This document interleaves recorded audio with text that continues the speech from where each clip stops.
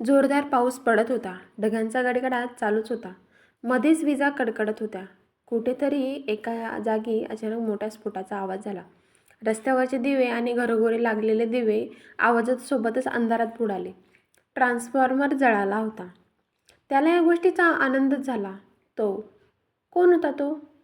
तो एक शिकारी होता, जो आपल्या सावजाच्या दिशेने निघाला होता. डोक्यावर गोल हॉट, अंगावर लांब रेनकोट, पायात गनबूट. एका बत्तीशीतील मुलाला घरात एकटाच होता. बाहेर कसली तरी हालचाल जाणवल्यामुळे तो बाहेर आला. हातात टॉर्च होती. त्याने टॉर्चच्या प्रकाशात काही दिसतंय का पाहिलं, पण 4 पावले पुढे येऊन त्याने हाक मारली, कोण आहे? पण कसलाच प्रतिसाद मिळाला नाही. तो पुन्हा घरात आला आणि दार लावून घेतलं. पण दाराच्या आडच तो उभा होता, चुपचाप. कमरेला खवलेला सुरा त्याने बाहेर काढला, हातात घट्ट पकडला. तो माणूस दार लावून आत जात असतानाच त्याने डाव साधला. तोंड घट्ट पकडून गळ्यावरूनच पूर्ण ताकद लावून तो गळा चिरला. रक्ताच्या चिरकांड्या उडाल्या. बचावासाठी तो तडफडू लागला, पण त्याच्या मजबूत पकडीने त्याला जास्त हलता पण आलं नाही. तोंडातील किंकाळी तोंडातच दबून गेली. सकाळ झाली होती. रात्रीच्या पावसाने आकाश स्वच्छ झालं होतं. त्या घराभोवती बघणाऱ्यांची गर्दी वाढली होती. पोलिसांनी एरिया सील केला होता. आत कोणालाही सोडलं जात नव्हतं. फोटोग्राफर डेड बॉडीचे वेगवेगळ्या अँगलने फोटो घेत होता. अरे, डेड बॉडी आहे ती, सनी लिओनी नाही, आवर लवकर, इन्स्पेक्टर शिंदे ओरडले. एवढ्या सकाळी पण त्यांच्या डोक्यावर घाम जमा झाला होता. काही पुरावे मिळतात का याचा तपास चालूच होता. पण त्यांची नजर खिळली होती ते भिंतीवरच्या रक्ताने लिहिलेल्या वाक्यावर. आपलं असंच असतं. पुढे शिंदे आल्याने बोलले, सायको दिसतोय कोणीतरी. Exactly, psycho serial killer. दारात एक रुबाबदार तरुण उभा होता. अंगावर ब्लेझर, डोक्यावर गॉगल, तशी तीसीमधला एक देखणा तरुण. त्याच्या वागण्यात एक प्रकारचा आत्मविश्वास होता. तो पुढे आला आणि बोलला, hello, I am Aryan, Aryan Patil. शिंदेने त्यांच्याकडे पाहिलं आणि बोलले, काय आर्यन, किती लेट? न तुझं नाव मला काय, पूर्ण डिपार्टमेंटला माहीत आहे. आर्यन तसं पाहिलं तर एक प्रायव्हेट डिटेक्टिव्ह होता, पण थोड्याच वेळात त्याने पोलीस डिपार्टमेंटमध्ये एक वेगळीच ओळख बनवली होती. खूप अशा केसेस त्याने, जिथे पोलिसांनी हात टेकले होते, अशा केसेस त्याने अचाट बुद्धिमत्तेच्या जोरावर सॉल्व्ह केल्या होत्या.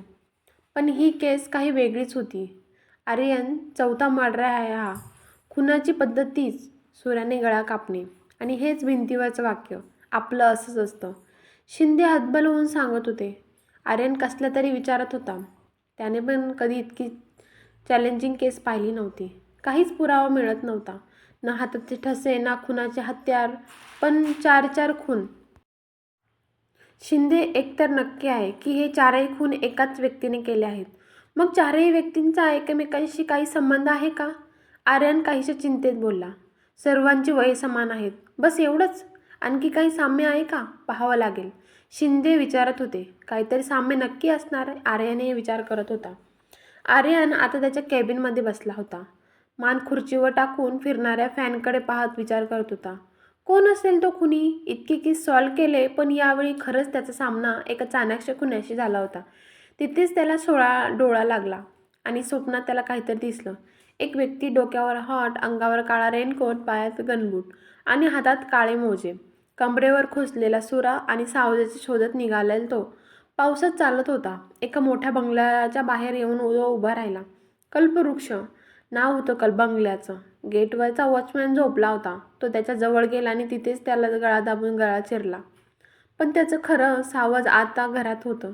त्याने खिशात असलेल्या चाव्यांच्या जोडग्यातून लॉक खोलण्याचा प्रयत्न केला. एका चावीने काम केलं आणि लॉक उघडलं. तो आत गेला. बेडरूमच्या दाराजवळ गेला आणि आत पाहिलं. घराचा मालक बेडवर गाढ झोपला होता. त्याने घड्याळाकडे पाहिलं. 1:10 झाले होते. अचानक आर्यनला जाग आली. त्याला घाम फुटला होता. त्याने घड्याळ पाहिलं. 12:50 झाले होते. अजून 20 मिनिटं बाकी होते. पण ते स्वप्न खरं होतं का? मग विश्वास कसा ठेवायचा? ते काही असो, मला गेलंच पाहिजे, म्हणून त्याने पटकन रेनकोट चढवला. त्याला तो बंगला माहीत होता. 15 मिनिटं तरी लागणार होते त्याला. त्याने लगेच शिंदेला फोन करून तिथे पोहोचायला सांगितलं. आर्यन गेटजवळ आला. त्याला गेटजवळ खुर्चीवर वॉचमॅनचा गळा चिरलेला डेड बॉडी दिसली. Oh my God! त्याने घड्याळ पाहिलं. 1:08 झाले होते. तो पळत पळत आत निघाला, कारण त्याच्याकडे फक्त 2 मिनिटं होते. तो पळतच बेडरूममध्ये गेला, पण समोर बेडवर मालकाचा गळा चिरलेला डेड बॉडी पडली होती आणि तो समोरच होता. भिंतीवर लिहत होता. आर्यनने त्याच्या अंगावर झेप घेतली आणि सुरा हिसकून घेतला, पण तो निसटून गेला होता. दारात काही हालचाल जाणवली. आर्यनने पाहिलं तर शिंदे त्याच्या टीमसोबत आले होते. आर्यन बोलला, पकड त्याला, पकडा त्याला. आर्यनला अचानक डोक्यात वेदना होऊ लागल्या आणि काळे मोजे चेहऱ्यावर काळ्या रुमालाने बांधला होता. दिसत होते ते फक्त त्याचे डोळे, हिंस जनावरासारखे लाल भडक. एक एक पाऊल पुढे टाकत तो घरासमोर येऊन उभा राहिला. त्या सावध त्या घरात होतं. तो घराबाहेर गार्डनमधील एका झुडपात थांबला आणि तो बेशुद्ध झाला. जेव्हा तो शुद्धीवर आला तेव्हा त्याच्यासमोर डॉक्टर होते आणि बाजूला शिंदे वेगळ्याच नजरेने पाहत होते. काय झालंय मला? आणि तो खुनी सापडला का? आर्यन बेडवरून उठत बोलला.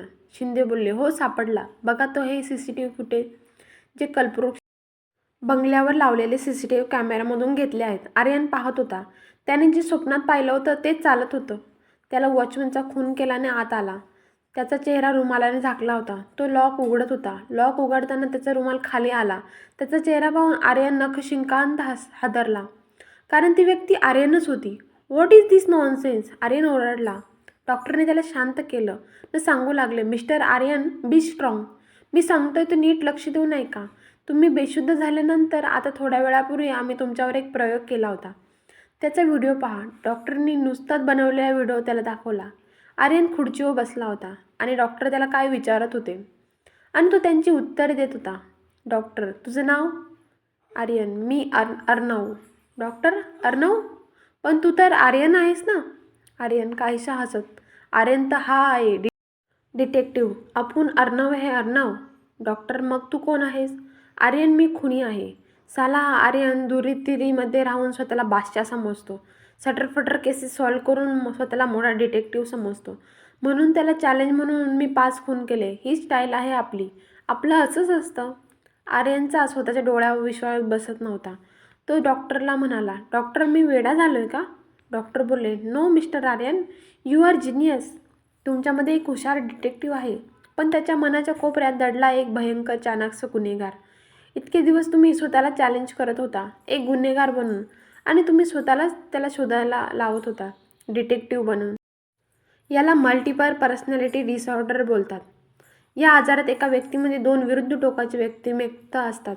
आर्यनचा चेहरा रडवलेला झाला होता. मी कधीच बरा होणार नाही का? डॉक्टर बोलले, योग्य ट्रीटमेंट जर घेतली तर लवकर तुम्ही बरे व्हाल.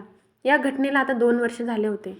कोर्टाने आर्यनला मानसिक रोगातून खून झाले असल्याने मानसोपचार तज्ज्ञाकडे पाठवले. 2 वर्षांच्या उपचारानंतर त्याला सोडून देण्यात आलं. आर्यन त्याच्या कॅबिनमध्ये बसला होता.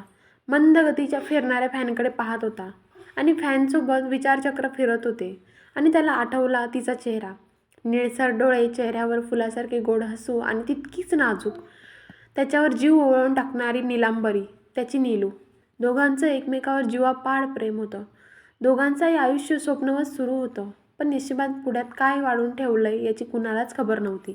एक दिवस नेहमीप्रमाणे नीलांबरी रात्री लोकलने प्रवास करत होती आणि त्याच दिवशी त्या 4 नराधमांनी तिच्यावर नजर पडली.